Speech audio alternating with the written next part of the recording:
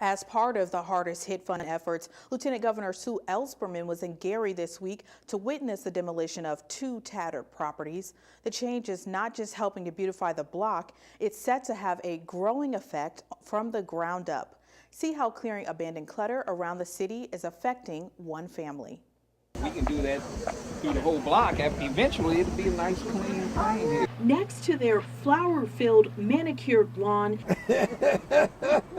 82-year-old Colby Howard and his wife, Catherine, have had a crumbling home as their only neighbor since the 1970s. If I had all them buildings tore down, I'd be all right. A new program in Gary meant to destroy dilapidated properties might have more lawns looking as good as their own. We're going to try to clean up as much as we can, and we're going to try to stretch those dollars.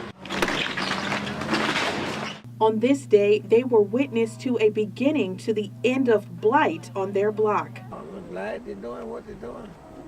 Tear it down.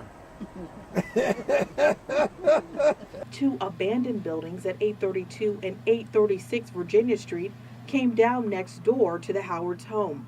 The second and third structures in the state leveled because of the Indiana Hardest Hit program. Well, I can see all the way back to the 8th Avenue now. Real nice. But you can't see nowhere. That's make it look bad. Steps from the Howard's home, Mayor Karen Freeman-Wilson said the $6.6 million federally funded project is overdue. My focus is on homes like these, where people have remained in the city, have persevered, have maintained their property, have trimmed their hedges, have done everything. And I believe that we owe neighbors like this all over the city a debt of gratitude. And the buildings coming down mean property values are set to go up because housing experts say abandonment opens the door to blight. We know that these properties depress home values right here. They really discourage others from making investments in their home, and sometimes they can harbor some criminal activities. Program officials say blight is contagious, but so are the effects of reducing it.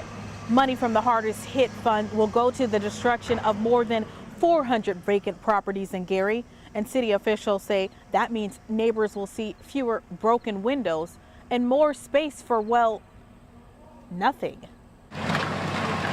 Ending the eyesores is a visible benefit, but city officials say the resulting green fields will remain empty to create more green spaces around the community. Officials from the city's Department of Green Urbanism say, although they appear empty, the land fills a vital purpose. Greenfields can help the city fulfill its EPA mandate to keep city waterways clean. When we say green infrastructure, we're talking about ways in which we can manage stormwater. In essence, it's telling us to make sure that we reduce pollution of stormwater. When we install these green infrastructure, it serves as a filter. So it allows the water to clean itself before it enters into our waterway. It's a little known benefit that can also boost property values over time.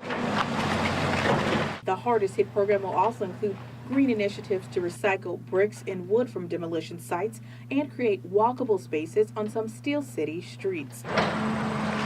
Scott Henry says a series of community engagement meetings in the future will make sure residents have a say in building up beauty from the torn down structures. It's always exciting to see some improvement in the neighborhoods. You know, they like to keep their property looking nice, and it's nice to look past your hedges and then you see some more nice, even if it's just a clean field. It's beautiful. Beautiful.